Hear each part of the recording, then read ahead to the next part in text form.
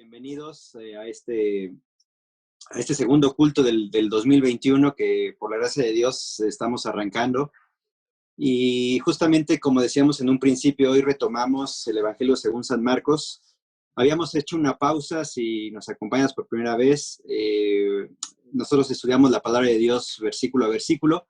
Y estamos en el Evangelio según San Marcos. El Evangelio según San Marcos es uno de los evangelios más cortos que aparecen dentro de los 4 evangelios que puedes encontrar en tu Biblia.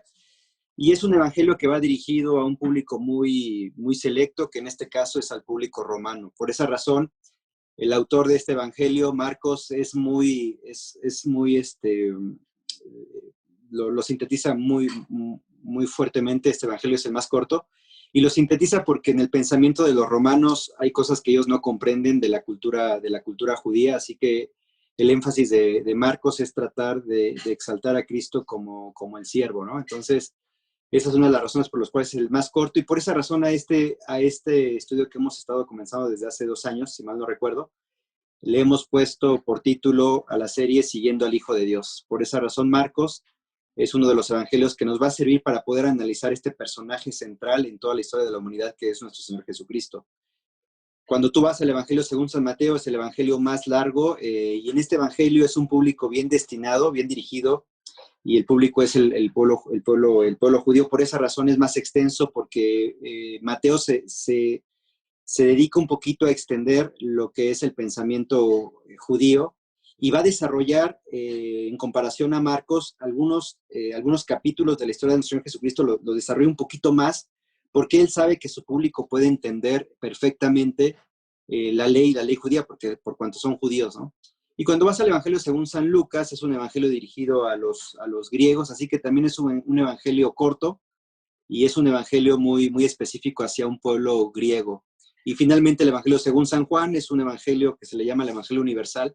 Es un evangelio que no va de una manera muy cronológica como los otros 3 evangelios, pero hay mucha riqueza en este 4º evangelio. Entonces, cuando llegamos a Marcos, en este capítulo que vamos a analizar el día de hoy, vamos a poder entender cómo el mismo pasaje que vamos a analizar, que en el caso de Marcos se compone solamente de 3 versículos, Mateo lo va a desarrollar en más versículos, este escenario, porque el interés de este Mateo es tratar de ilustrar al judío lo que está pasando en ese momento, ¿no? Y cuando vas al Evangelio según San Lucas, Lucas todavía le da un contexto más general, pero llegas a Marcos y solamente encontramos 3 versículos que nos ilustran un poquito lo que está sucediendo 2 días antes de que Cristo vaya a la cruz, porque nos encontramos prácticamente en la última semana de nuestro Señor Jesucristo. Si me acompañas ahí a Marcos capítulo 12, versículo 38, y en lo que buscas ese pasaje, te decía hace rato, nos encontramos en la última semana del Señor Jesucristo, así que en ese momento tenemos,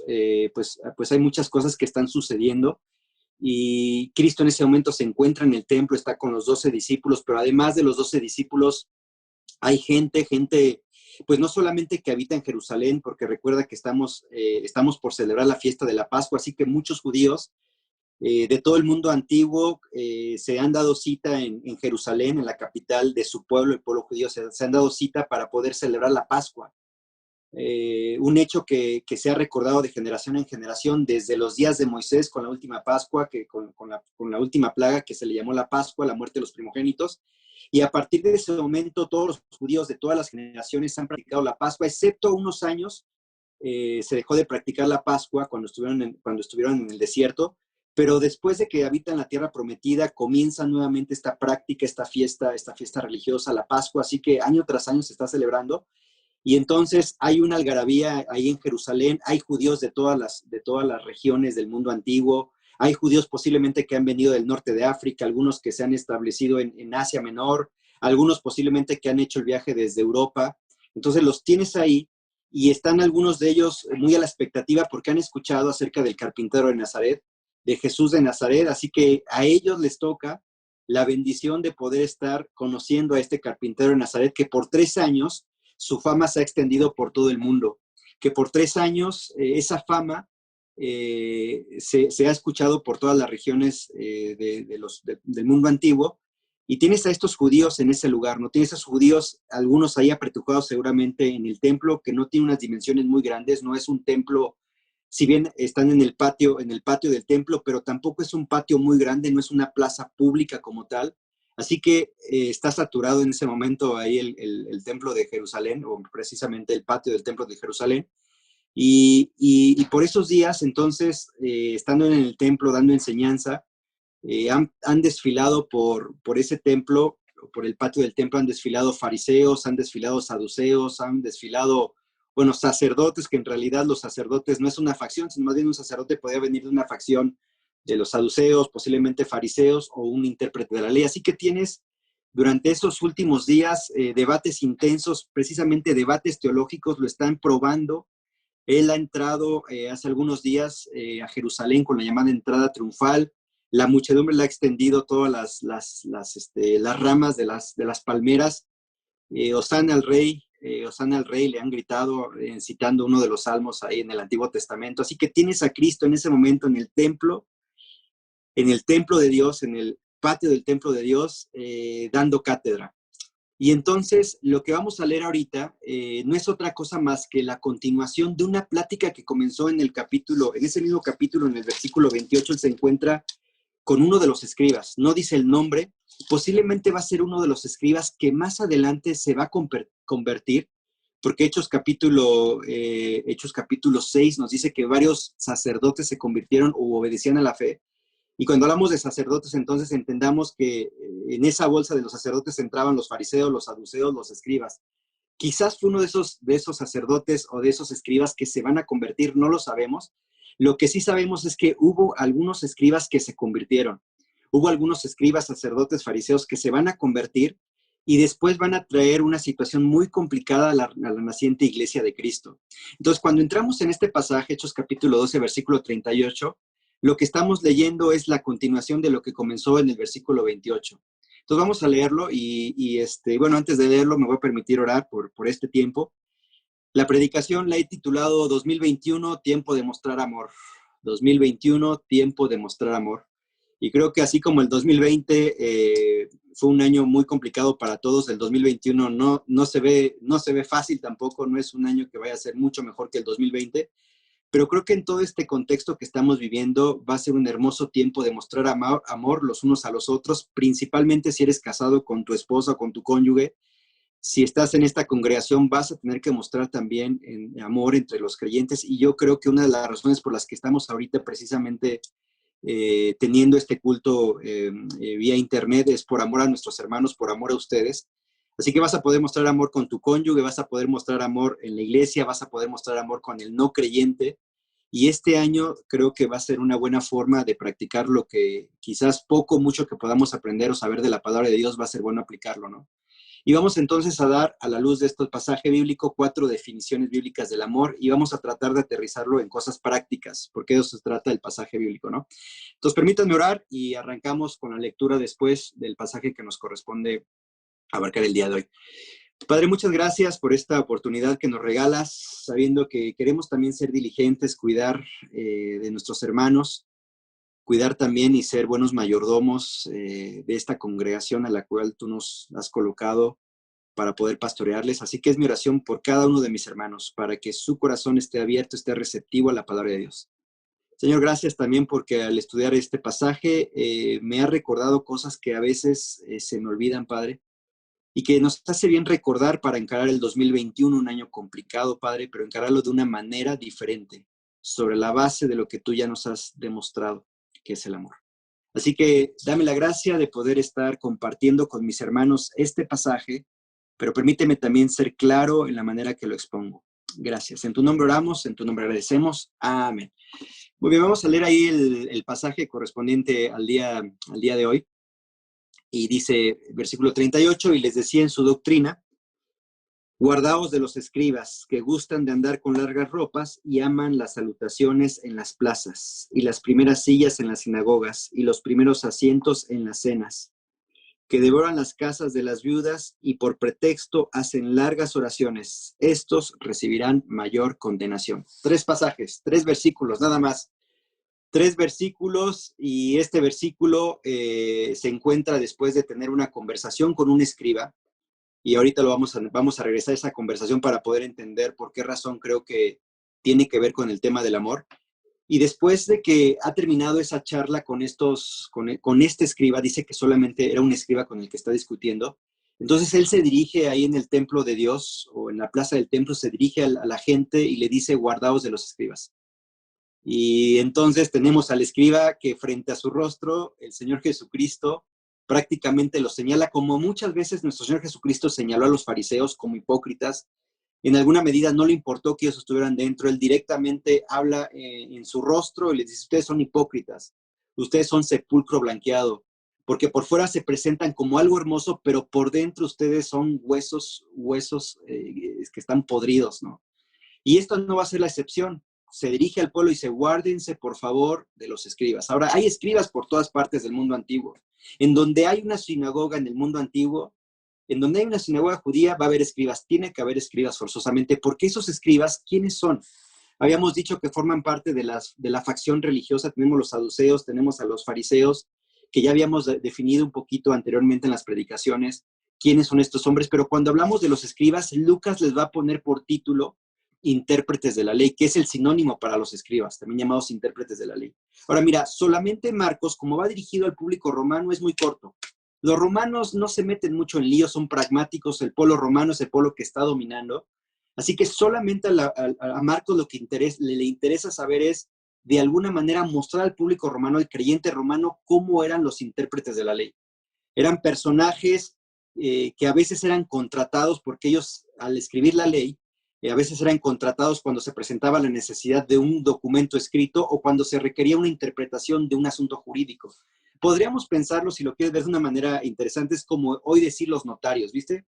Recuerda que en aquella época el pueblo judío es llamado como el pueblo del libro, así que estos personajes, los intérpretes de la ley, pues son importantes en una sociedad judía debido a su estudio fiel de la escritura y particularmente de la ley y cómo había que seguirla. Entonces, te requería de algún asunto jurídico, llámate al notario o llámate al escriba, porque él sabe cómo interpretar la ley en este caso específico.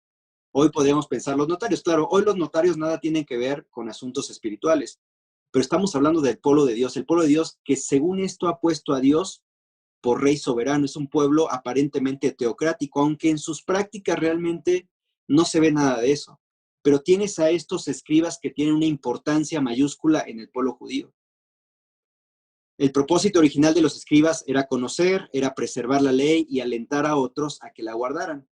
Pero las cosas salieron muy mal cuando las tradiciones humanas eclipsaron la palabra de Dios y la pretensión de la santidad reemplazó una vida de verdadera piedad.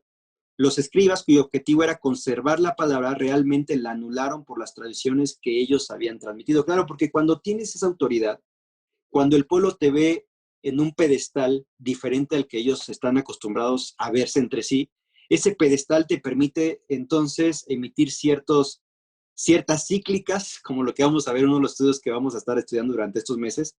Ciertas cíclicas, hoy los católicos manejan mucho esto de las cíclicas, ¿no? Que son conceptos que vienen del Papa y él lo establece prácticamente como una ley, y esa ley tiene que ser obedecida entonces por las diferentes diócesis en todo el mundo. Bueno, esas cíclicas, podríamos pensar, tendrían su origen en lo que estos intérpretes de la ley podían hacer, porque ellos tenían esa autoridad en alguna medida. Era una autoridad que el pueblo mismo les había dado y que ellos mismos se jactaban. En alguna forma eran hombres narcisistas, o sea, eran hombres narcisistas que se manifestaban en la forma en que vestían, en la forma que iban por la calle, en la forma que dejaban sus flecos. Podríamos meternos un poquito a todo lo que tenía que ver con su vestimenta, que precisamente Jesucristo lo dice en este pasaje. Pero lo que tenemos ahí son líderes narcisistas, ¿no? Líderes que tienen ese poder. No podríamos pensar esa autoridad, pero sí un poder dada por el mismo puesto, ¿no? Son hombres que son las fotocopiadoras las fotocopiadoras hasta ese momento solamente del Antiguo Testamento, así que la palabra de Dios la tienen acá perfectamente y saben cómo aplicarla. Y eso les ha dado un poder que ellos han querido elevar por sobre la ley de Dios. Entonces terminan muchas veces haciendo leyes humanas o tradiciones humanas en las que el pueblo, que es un pueblo indocto, que sabe la palabra de Dios, pero es un pueblo analfabeta que no todos saben leer, pero para ellos como para nosotros muchas veces como creyentes nos es más fácil dejar de lado el estudio dejar de lado la lectura y atender a todo lo que el pastor dice desde el frente. Y si el pastor dice esto, entonces yo lo creo, pero no somos quizás, o no damos ese pasito más para poder profundizar en la palabra de Dios o para poder profundizar en el concepto que ese domingo se nos presentó delante de nosotros desde el púlpito. Y creo que ahí nos tiene, ya desde ahí nos tiene que llevar a poder estar no repitiendo los patrones que el pueblo judío repitió y al mismo tiempo nosotros como pastores no caer en establecer entonces leyes que no vienen de la palabra de Dios, sino más vienen directamente de nuestra mente. Por esa razón, hermanos, la importancia de estar estudiando la palabra de Dios fielmente. Por esa razón también la importancia de estudiar la palabra versículo a versículo. Creo yo que cuando hablamos de todo lo que tiene que ver con doctrina, corremos un riesgo muy grande. Podemos llegar también a ser una iglesia en donde tenemos mucho concepto bíblico, mucha teología bíblica en la mente, pero no necesariamente significa que esa teología ha bajado al corazón y la estamos aplicando. De manera que siempre los extremos van a ser peligrosos. Puede ser un ignorante en la palabra de Dios, o quizás puede ser, todo un teólogo en la palabra de Dios, pero quizás no llegamos a un punto medio de aplicar la palabra de Dios. Así que cuando hablamos del año 2021 se presenta una buena oportunidad para que todo lo que has aprendido desde que quizás te convertiste y a lo mejor en ese camino de tu vida cristiana, Dios te ha llevado por diferentes iglesias y a lo mejor alguna de estas iglesias puedes pensar, bueno, no aprendí mucho de esta iglesia, quizás esta iglesia no era tan teológica o tan profunda teológicamente, pero yo estoy seguro que algo aprendiste de esa iglesia. Porque al final del día comprobamos que la palabra de Dios nos habla de que todas las iglesias han sido establecidas por Dios, es decir, toda la iglesia viene del corazón de Dios y aunque hay iglesias que tienen pecados, no hay iglesia perfecta. Cuando el apóstol Pablo escribe a las diferentes iglesias que nosotros hoy leemos en el canon del Nuevo Testamento, pues vemos iglesias como Corinto, que era una iglesia carnal. Vemos una iglesia como los Gálatas o una región en Galacia, eran iglesias que precisamente habían caído en el judaísmo, bueno, eran muy judaizantes. Entonces, a la luz de la palabra de Dios puedes ver que no hay iglesias perfectas, pero de esas iglesias perfectas, que gracias a su imperfección nosotros podemos aprender de ellas hoy en día. Bueno, así las iglesias por las que quizás has pasado, puedes tener un aprendizaje en tu vida cristiana. Esta iglesia es la misma situación, o sea, no somos iglesias. Algunos a lo mejor no están de acuerdo en el hecho de que estemos cancelando el culto el día de hoy porque hay una hermana que está contagiada del COVID y preferimos tener esa normativa. Y algunos dicen, bueno, ¿de qué se trata esto? No se trata de vivir por fe, ¿por qué tanto miedo? Entonces, hay algunos que no están de acuerdo, hay algunos que están de acuerdo, y yo creo que eso te da pauta para decir, bueno, mira, la IBM Querétaro, como la IBM San Ildefonso y en un futuro la IBM Marqués, no van a ser iglesias perfectas, pero creo que tenemos que tener la responsabilidad de ir a la palabra de Dios y a la luz de la palabra de Dios, cuando no encuentras blanco, negro y cuando encuentras grises, vamos a tener que tomar una posición. Así que tenemos a estos intérpretes de la ley, quizás con un corazón realmente que aman a Dios y quieren tratar de conducir al pueblo de Dios por los mejores caminos. Hay momentos en los cuales llegan a puntos grises y tienen que tomar ciertas decisiones, pero hay momentos que esas decisiones, pudiendo tener la base de esa decisión sobre principios bíblicos, es más fácil tomar decisiones sobre cuestiones políticas, porque puede suceder también eso, hermanos. Miren, hubo un intérprete de la ley, porque no quiero decirte con esto que entonces los escribas eran los malos de la película, no. Hubo intérpretes de la ley o escribas en el Antiguo Testamento que fueron hombres de Dios. Piensa, por ejemplo, ahí en el buen Esdras. Esdras capítulo 7, versículo 6, cuando regresan de la cautividad 70 años después de que están siendo cautivos en Babilonia, empiezan a reconstruir el templo, después de que empiezan a reconstruir el templo ahí por Zorobabel y después Esdras restablece los rituales, llega Nehemías y lo que va a hacer va a tratar de reconstruir precisamente los muros en Jerusalén, pero vemos de Esdras, nosotros aparecemos ahí en el Antiguo Testamento, vamos a nuestro índice y vas a ver Esdras, y ya lo ves Esdras. Bueno, ¿qué fue Esdras? Bueno, Esdras fue un intérprete de la ley.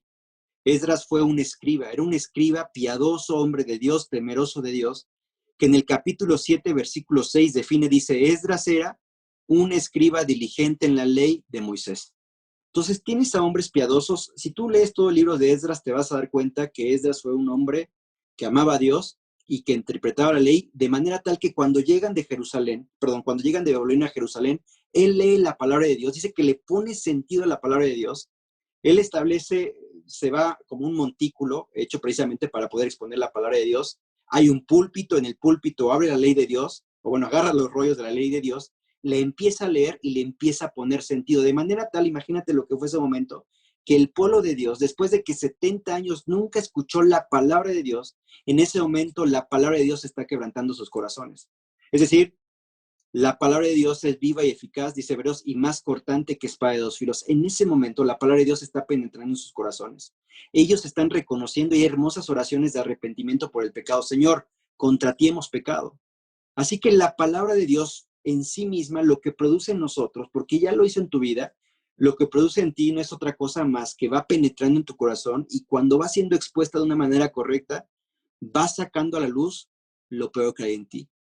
Y va tratando de corregir lo que tú sabes y Dios sabe que está mal. Porque Pablo le dice a Timoteo, bueno, la palabra de Dios es viva, es útil, es eficaz bueno, da sus 4 características, se me fue ahorita, pero ellos se saben versículo, ¿no? Y creo yo que la palabra de Dios es el centro de estos escribas. Si no hay palabra de Dios, entonces no hay un oficio para los escribas. Es el pueblo del libro, es el pueblo del libro que todo el mundo antiguo, los pueblos alrededor, saben que este pueblo es diferente porque traen por regla o traen en su constitución un libro, el libro de Moisés y los profetas. Así que por eso la importancia de los escribas en la sociedad judía y por eso la importancia de esta charla que está teniendo Cristo con los escribas. Son hombres. Hubo hombres piadosos o hubo hombres que aprovechaban su estatus para entonces, a partir de ahí, hacer lo que nosotros recién leíamos, ¿no? Devoran las casas de las viudas. Pues claro, porque había viudas en ese momento. Recuerda, nosotros hoy pasó un año o menos para que la vacuna del COVID saliera. Ha sido la vacuna que ha roto récord en toda la humanidad.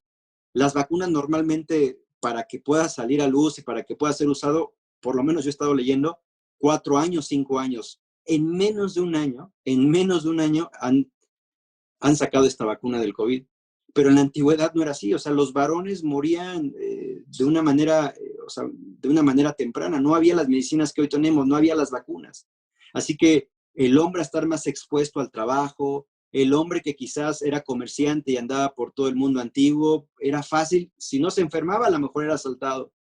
La viuda se quedaba en casa y entonces solamente recibía la noticia de que, bueno, tu esposo fue asesinado o tu esposo murió de cierta enfermedad. Tu esposo bebió de aguas que estaban estancadas y, bueno, no había manera de poder controlar el problema de su estómago, así que terminó falleciendo, así que dejaban viudas. Así que qué mejor oportunidad para estos escribas que aprovecharse de las viudas. Y esto era un secreto a voces, pero Cristo los saca a relucir y les dice en el versículo 40 que devoran las casas de las viudas.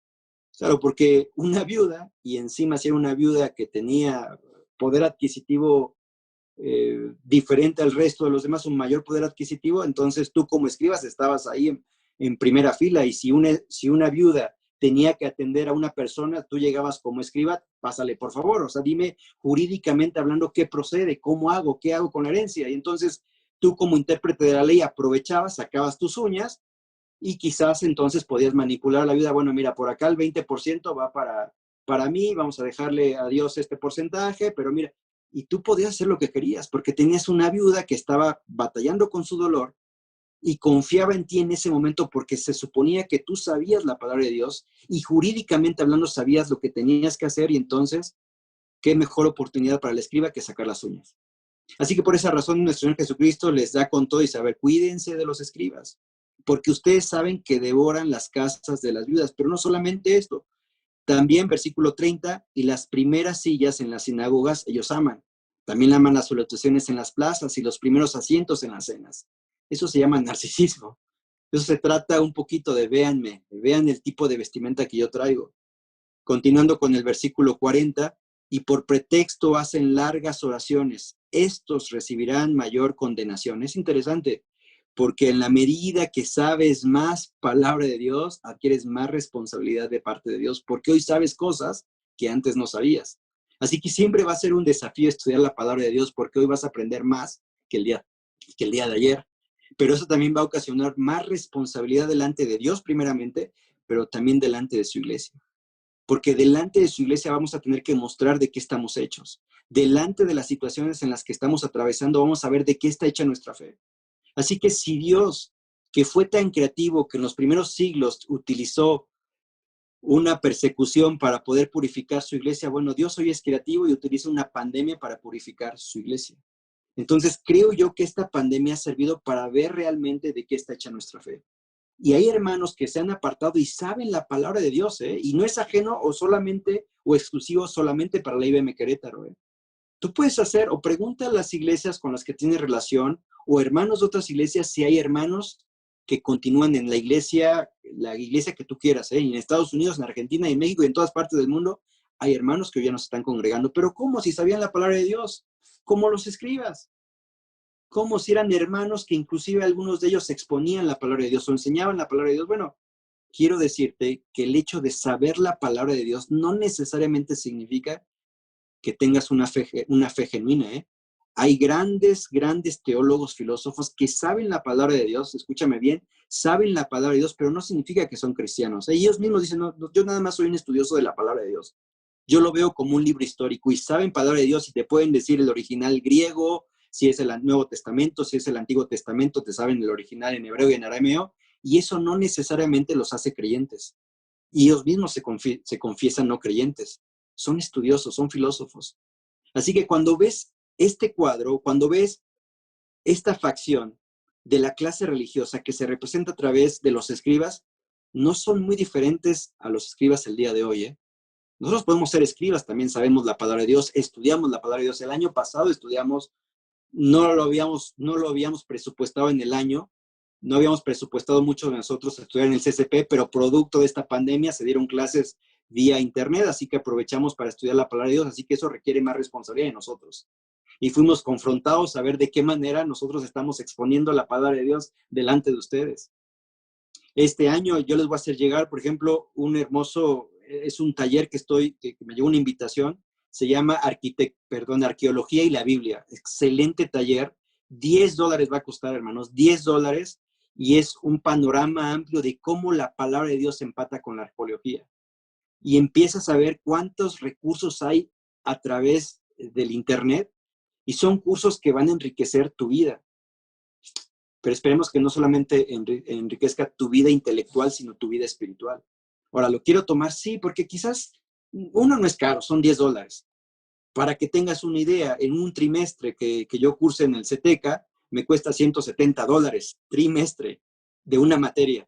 Yo veo esto y digo, no, $10. Y veo a los profesores y digo, no, ¿sabes qué? Si lo tomo ahora, corro el riesgo de convertirme como un escriba. Es decir, sé mucha palabra de Dios, voy a terminar el 2021 con más conocimiento, pero no necesariamente significará que mi vida espiritual es más madura. Pero tengo más conocimiento, como los escribas. Así que mira, cuando vas al Evangelio según San Mateo, nuestro Señor Jesucristo estamos en Marcos, imagínate es como un zoom, hace un pequeño zoom de lo que son los escribas. Pero cuando vas al Evangelio según San Mateo, te amplía más el cuadro y es más específico. Mira, acompáñame. Mateo 23:1, y solamente voy a leer algunos pasajes porque no tenemos el tiempo, pero dice, entonces habló Jesús a la gente y a sus discípulos diciendo, en la cátedra de Moisés se sientan los escribas y los fariseos.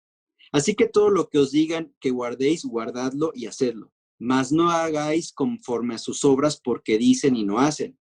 Recuerda, estamos en la misma conversación, solamente que acá lo estamos viendo desde la perspectiva de Mateo, que va dirigido a los judíos. Versículo 4. Porque atan cargas pesadas y difíciles de llevar, y las ponen sobre los hombros de los hombres, pero ellos ni con un dedo quieren moverlas, ¿ves? Es más amplio. Los escribas están tratando de ponerles cargas, pero ni siquiera ellos pueden llevar, ¿eh? Ellos te piden el 20%, estoy haciendo un ejemplo. Ellos le piden a la viuda un 20% un 20% de la herencia que recibieron porque el esposo murió, pero ni siquiera ellos hacen lo mismo, ellos harían tampoco lo mismo. Continuando el versículo, y les ponen sobre los hombros de los hombres, pero ellos ni con un dedo quieren moverlas. Verso 5, antes, hacen todas sus obras para ser vistos por los hombres, pues ensanchan sus flaquerías y extienden los flecos de sus mantos, y aman los primeros asientos en las cenas y las primeras sillas en las sinagogas. Verso 7, y las salutaciones en las plazas, y que los hombres los llamen rabí, rabí. Verso 8, pero vosotros no queráis que os llamen rabí, porque uno es vuestro maestro, el Cristo, y todos vosotros sois hermanos.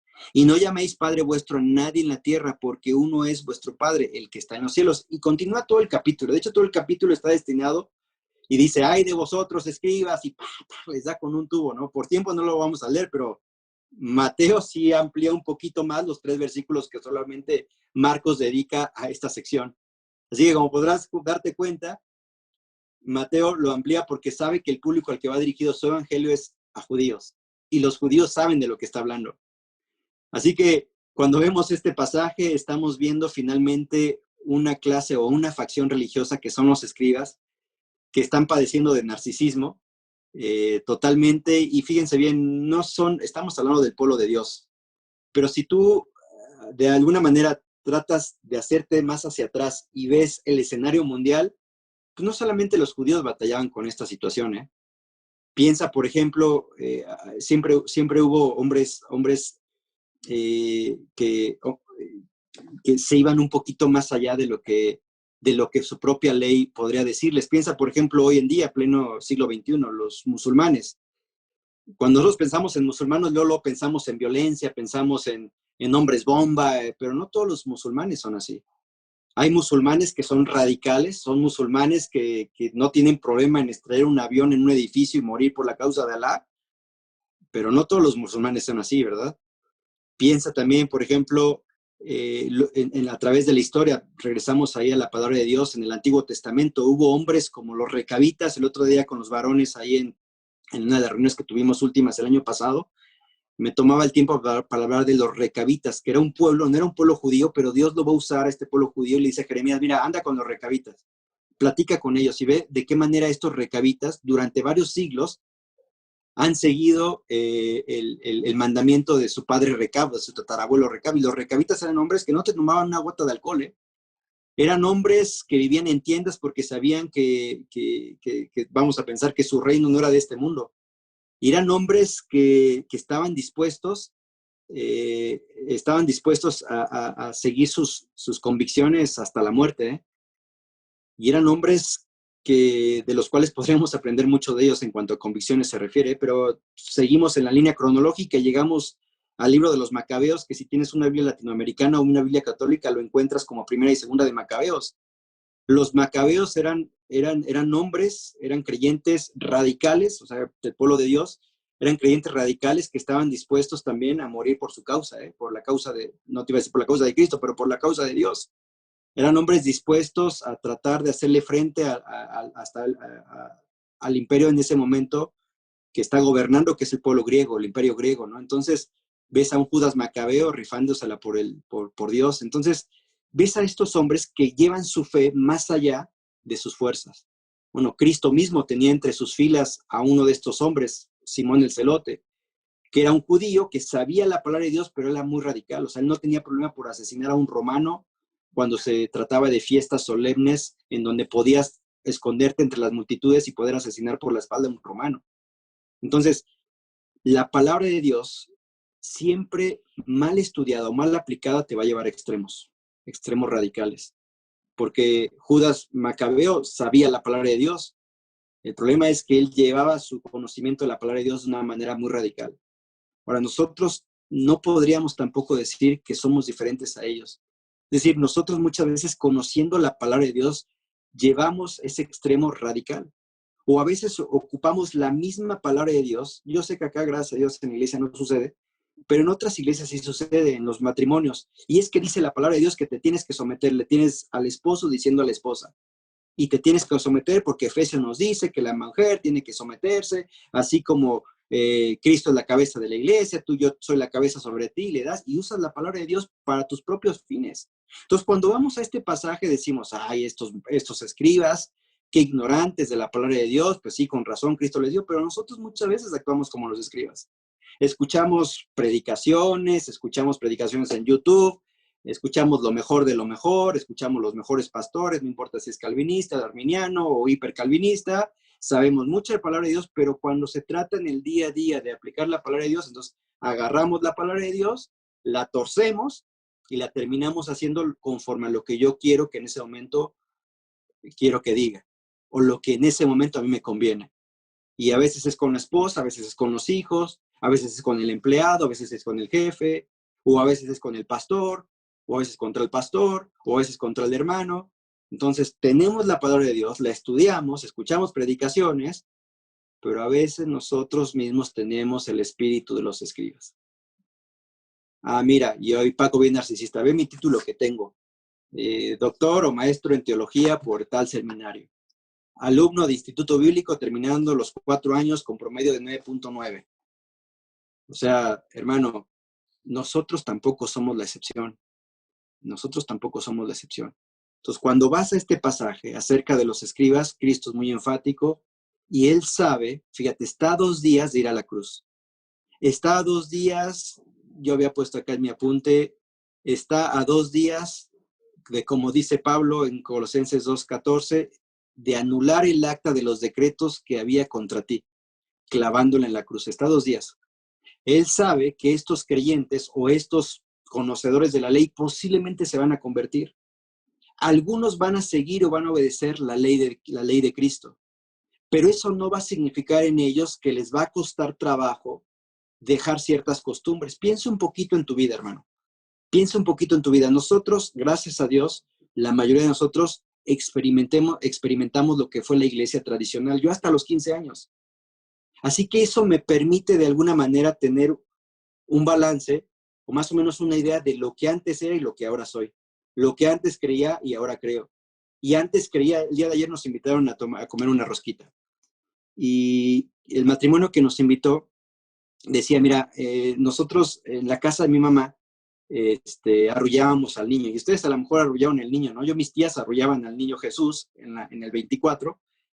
Y uno hacía esas cosas y aun cuando no estaban en la palabra de Dios, pero como veías que tus antepasados o la gente mayor a ti lo hacía, pues tú lo haces. Y entonces empiezas a ver ciertas cosas que antes hacías y dices, pero ¿por qué lo hacía? Ahora que estoy en la palabra de Dios, pues no tenía caso, me veía como tontina haciéndolo, ¿no? Pero lo hacías. Algunos, Betty, por ejemplo, me platicaba ahí en Guadalajara que está el Cristo Negro y que agarras un algodoncito y entonces cuando le tocaba en la casa de una persona, la gente llegaba y con ese algodoncito lo untaba y lo guardaba en su carterita.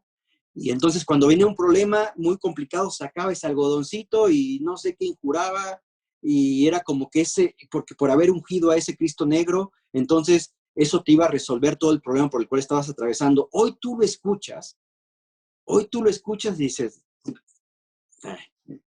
no sabes si reírte, si llorar. Pero hermanos, nosotros practicamos muchas veces cosas que ni siquiera estaban en la palabra de Dios.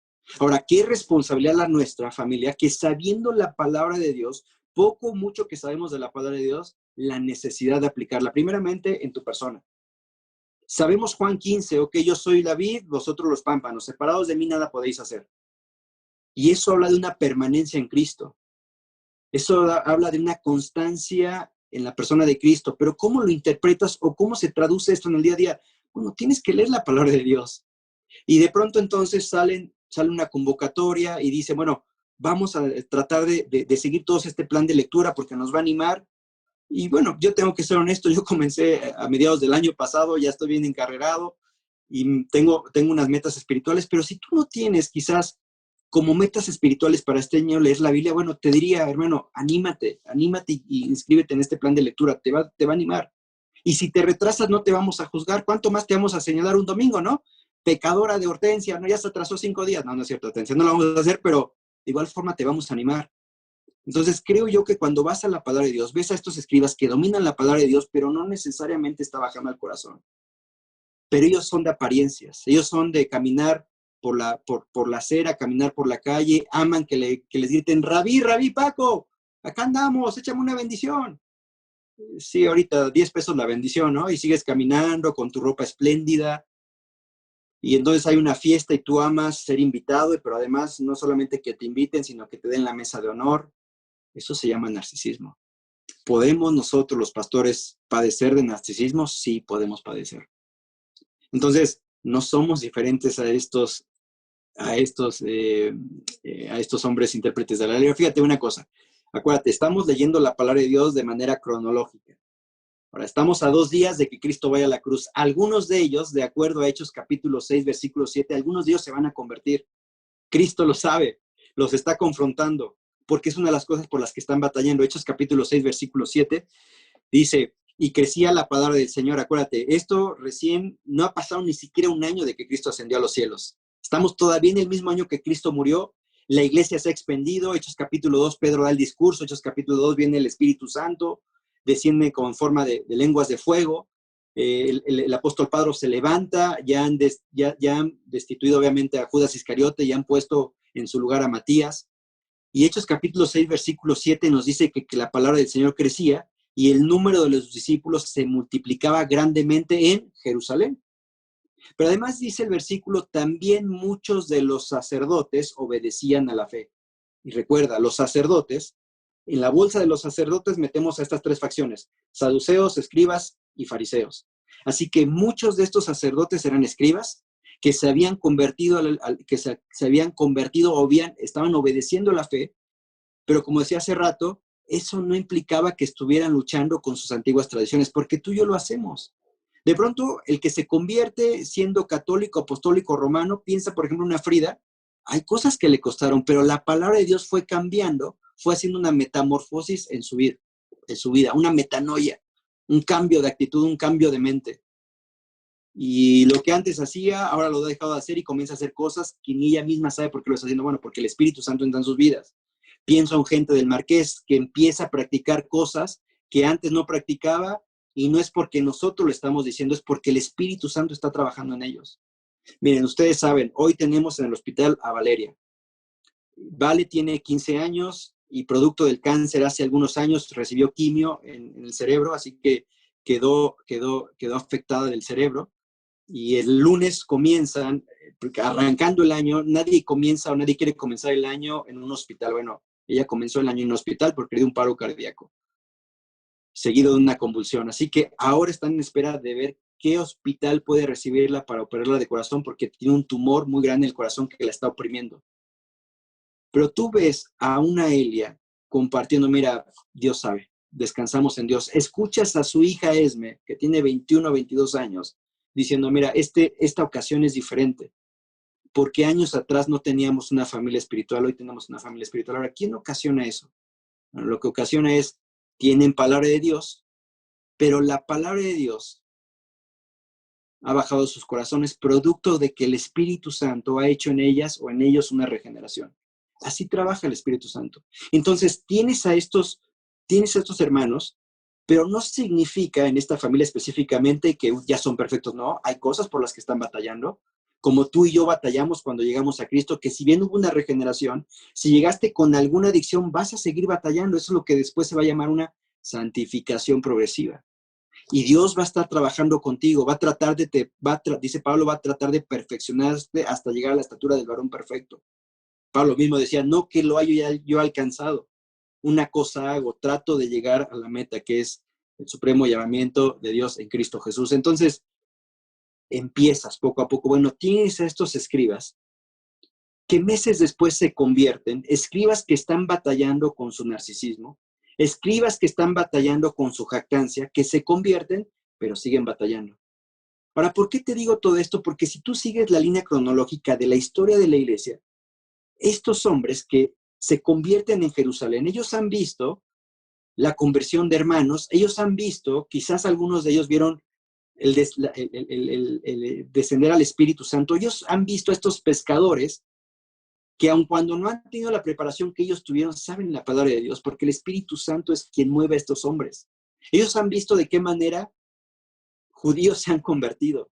Ellos han visto cómo cómo algunos judíos han regresado a su lugar de origen y han proclamado el Evangelio. Así que estos hombres son sensibles, algunos de ellos, se terminan convirtiendo, pero no significa que han dejado de batallar con lo que por años han tenido o de alguna manera han practicado. Así somos tú y yo. ¿Por qué te digo todo esto? Cuando llegamos a Hechos capítulo 15, versículo 1, tenemos al apóstol Pablo entonces ya haciendo sus viajes misioneros. Y tienes al apóstol Pablo establecido en Antioquía, de ahí está viendo la posibilidad de moverse a otro lugar para poder ir a predicar el Evangelio. y de poder estar entonces estableciendo iglesias locales. Va a establecer la iglesia de Tesalónica, quien más adelante le va a escribir. De hecho, la primera carta que el apóstol Pablo escribe es a los tesalonicenses, y es una carta muy hermosa en donde le recuerda, hermanos, recuerden, ustedes no hay mucho para enseñarles acerca del amor, ustedes lo practican constantemente, pero les animo a que no dejen de estar corriendo la carrera cristiana. Ahorita lo vamos a ver. Así que tienes al apóstol Pablo haciendo su viaje misionero, al lado de suyo está Timoteo, le sigue Lucas, están ahí compartiendo el evangelio, pero se tienen que establecer en Antioquía en ese momento. Se quedan, dice el capítulo 14, en los últimos versículos, que se establecieron ahí por algo de tiempo, pero no pasó mucho tiempo y llegaron entonces de Jerusalén judaizantes.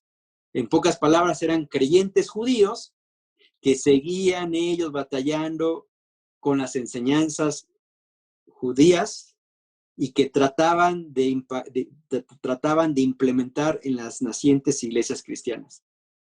Quizás judaizantes, algunos de ellos escribas convertidos, pero que les estaba costando trabajo, que ellos amando los lugares, quizás así mismo se preguntaban, bueno, a ver, pero pues yo domino la palabra de Dios, o que ya me convertí, yo tendría que ocupar un lugar diferente en esta naciente iglesia. Yo tendría que ocupar los primeros lugares porque yo amo las sillas, o yo amo sentarme en los primeros lugares.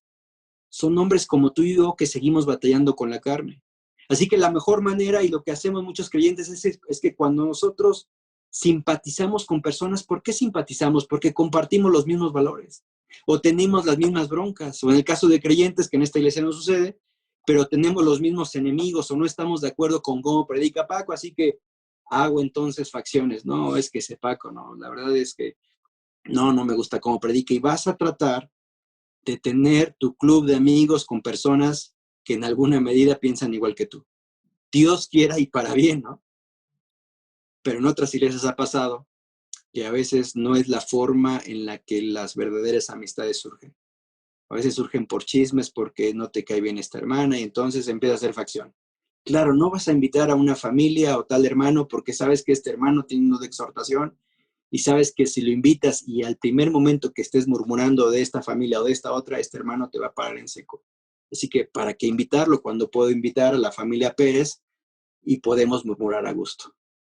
Entonces tienes a estos judaizantes compuestos por fariseos que se han convertido, compuestos por escribas que se han convertido, o saduceos con recursos económicos que se han convertido. Así que qué mejor oportunidad para decir, no, mira, Pablo no está haciendo bien las cosas. Tú y yo sabemos la ley de Dios, la escribimos la ley de Dios. Así que Hechos 15:1 dice, entonces algunos que venían de Judea, la región en donde está Jerusalén, dice ahí el versículo, enseñaban a los hermanos. Ahora, está bien enseñar a los hermanos, porque yo tengo el don de enseñanza, ¿no? Y si yo tengo el don de enseñanza, no, es que esta iglesia no me está aprovechando.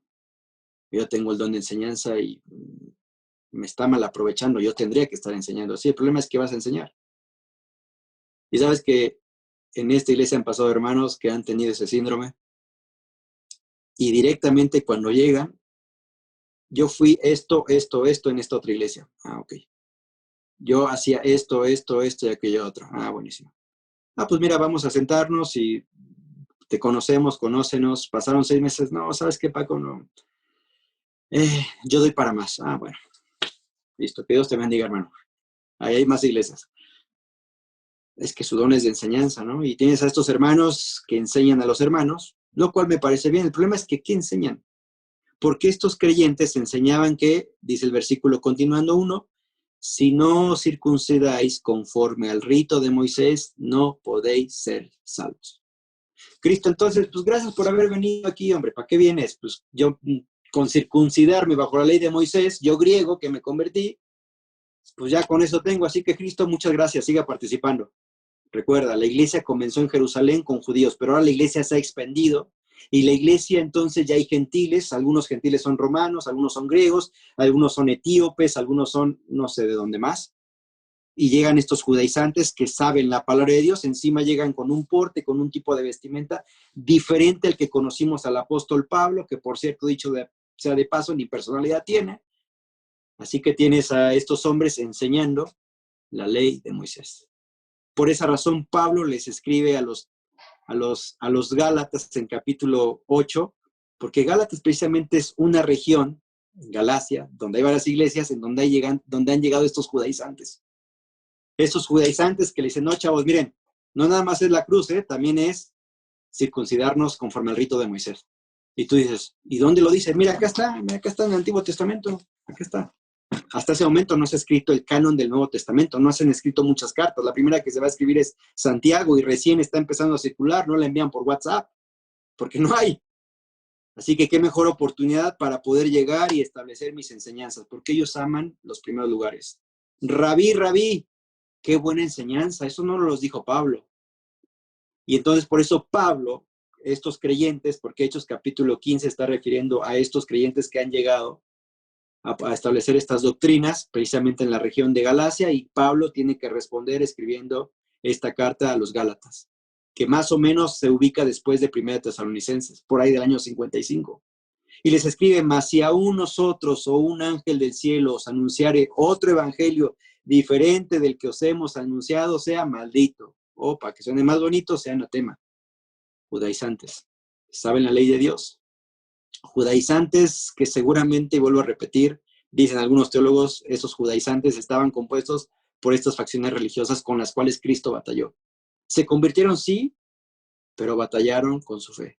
Por eso algunos dicen que Gálatas es una carta para el fariseo en recuperación.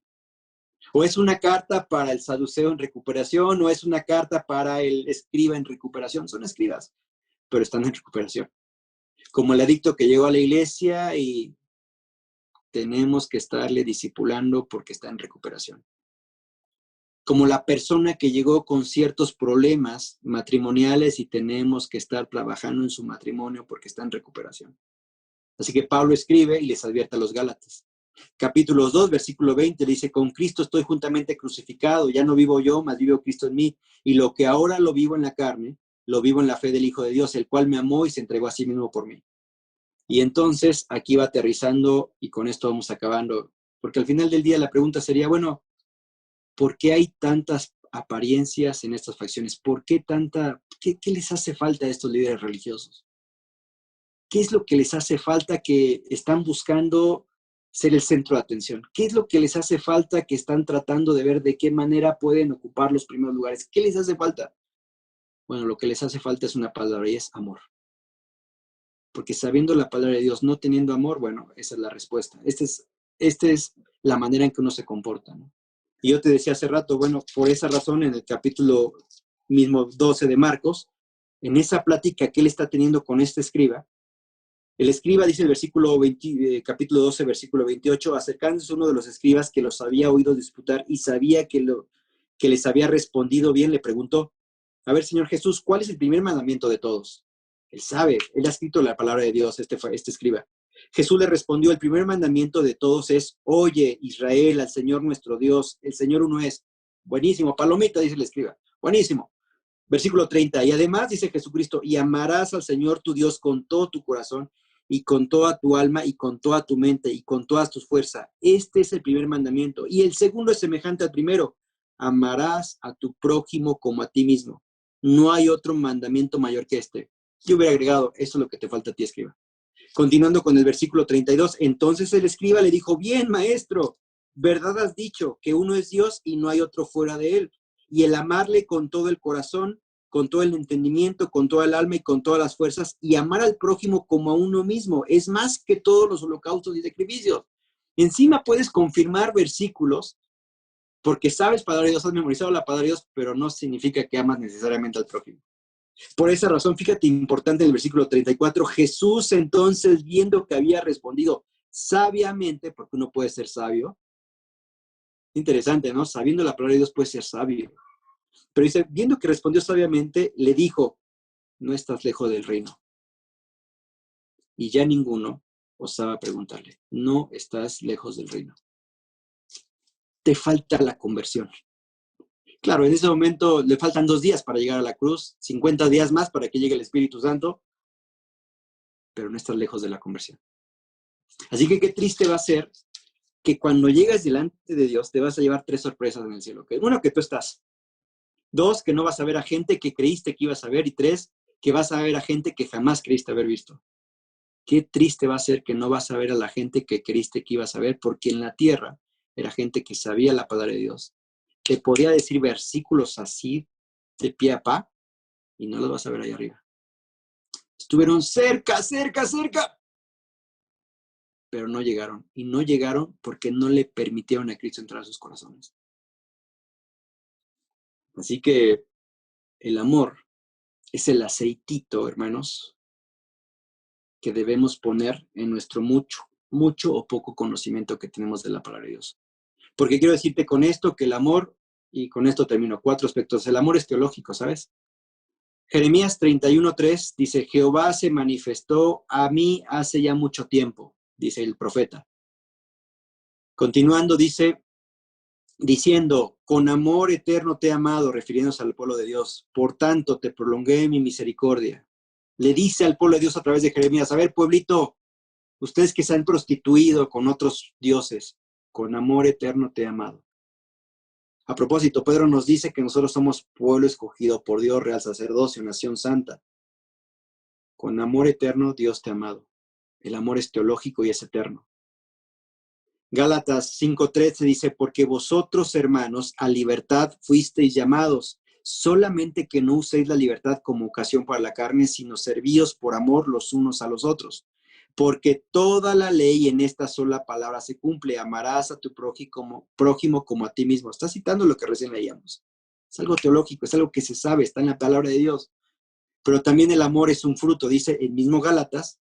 Digo pues, andad en el espíritu y no satisfagáis los deseos de la carne, dice el versículo 16, y te da un listado de todos los deseos de la carne. Versículo 22 dice, mas el fruto del Espíritu Santo es, y el primer fruto, ¿cuál es? Amor. Entonces, ok, el amor es teológico y es eterno. Punto número 2, el amor es un fruto. Punto número 3, el amor se aprende. Bueno, Paco, ¿qué onda? ¿Es un fruto o se aprende? Bueno, y todo esto está en Gálatas, porque lo que está haciendo, tratando de hacer el apóstol Pablo es tratar de decir, miren, van a llegar judaizantes, ya llegaron, pero recuerden, sobre todo esto está el amor. Dice el versículo 16, el versículo 1 Tesalonicenses 4:9, me había equivocado hace rato, dice, pero acerca del amor fraternal no tenéis necesidad de que os escriba, tesalonicenses, porque vosotros mismos habéis aprendido de Dios que os améis unos a otros. Aprendido de Dios. Esta palabra aprendido, en otras palabras, en el griego es instruidos por Dios. Ustedes fueron instruidos por Dios a que se amen unos a otros. La pregunta que yo te haría, ¿cómo instruyes tú a tu hijo? Con el ejemplo. El ejemplo arrastra, ¿eh? Puedes decir miles palabras. No digas groserías, hijo de la ti. ¿Cómo te explico? O sea, ¿cómo te explico? Pero así vemos muchos padres, ¿no? Que queremos que nuestros hijos no hagan esto y nosotros, no seas chismoso. Y ahí te está escuchando. Entonces en el coche vas con, supiste de no sé quién y que Paco y que no sé qué y que viste que no sé qué rollo. No seas chismoso, ¿eh? O sea, la mejor forma de enseñar a un niño es instruirlo con el ejemplo. Dios me pide a mí, Paco, amaos los unos a los otros, Paco. Aún a pesar de que muchos hermanos son difíciles de amar, ¿eh? Y yo soy difícil de amar también. Y entonces Dios le dice a Irra, igual ama a Paco. Martínez, igual amen a Paco y amen a Irra a pesar de. ¿Y por qué, Señor? Porque yo te he enseñado, porque yo también te amé a ti, a pesar de. Y envié a mi hijo a morir en aquella cruz, a pesar de cómo eras. Por eso. Porque yo te puse el ejemplo. Y es que este 2021, ¿cómo vas a amar a creyentes o inconversos que tú dices, bueno, yo te dejé ejemplo? Entonces el amor es teológico, el amor es un fruto, el amor se aprende, pero por último, en el amor se debe de abundar cada vez más. Capítulo, ahí mismo en Gálatas, versículo 10. Y también lo hacéis así con todos los hermanos que están por toda Macedonia. Pero rogamos, hermanos, que abundéis en ellos más y más. A mí me faltó el versículo anterior, pero habla acerca del amor. Hermanos, abunden. Perdón, ese es 1 Tesalonicenses 4, arrancamos el 9, el amor se aprende, y el versículo 10 de Tesalonicenses, pero además abunda, más y más.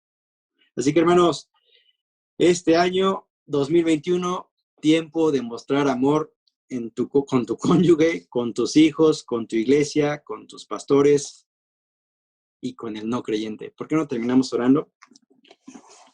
Padre, te damos muchas gracias por esta oportunidad que nos regalas de tener tu palabra. 3 versículos que nos recuerdas la falencia de estos hombres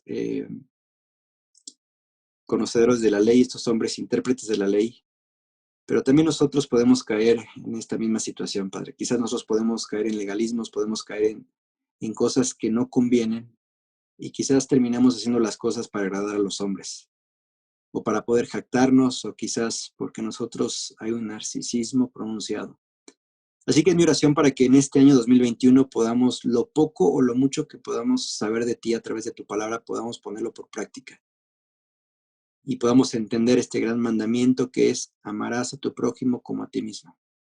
Así que permítenos aceitar el amor hacia nuestros hermanos, hacia nuestro cónyuge. Gracias. En tu nombre agradecidos oramos. Amén.